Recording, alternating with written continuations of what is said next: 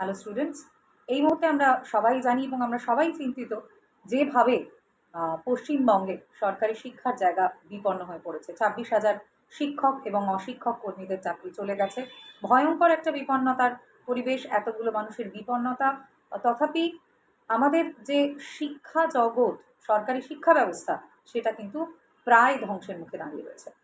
এর মধ্যেই আরেকটা অত্যন্ত আশঙ্কার বিষয়, বিচারক অভিজিৎ গঙ্গোপাধ্যায় যে প্রাইমারি প্যানেলের জন্য প্রায় 32,000-এর প্যানেলের জন্য প্যানেল বাতিলের সিদ্ধান্তের কথা জানিয়েছিলেন, সেই কেসটি কিন্তু আগামীকাল অর্থাৎ 7ই এপ্রিল আবার শুনানির জন্য চলে এসেছে।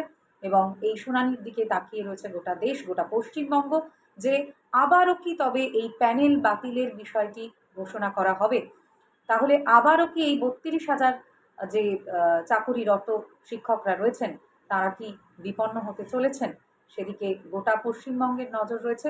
এবং এমনটা চলতে থাকলে পশ্চিমবঙ্গের শিক্ষা ব্যবস্থাই বা কোথায় গিয়ে দাঁড়াবে? এই ভয়ঙ্কর বিপন্নতা কিন্তু এই মুহূর্তে পশ্চিমবঙ্গের শিক্ষা জগৎকে ঘিরে রয়েছে। এবং কতদিনের মধ্যে রাজ্য সরকার এই সমস্যা সমাধানগুলি করার কথা ভাবছেন? 3 মাসের মধ্যে কি আদৌ এই সমস্যাগুলোর সমাধান হবে?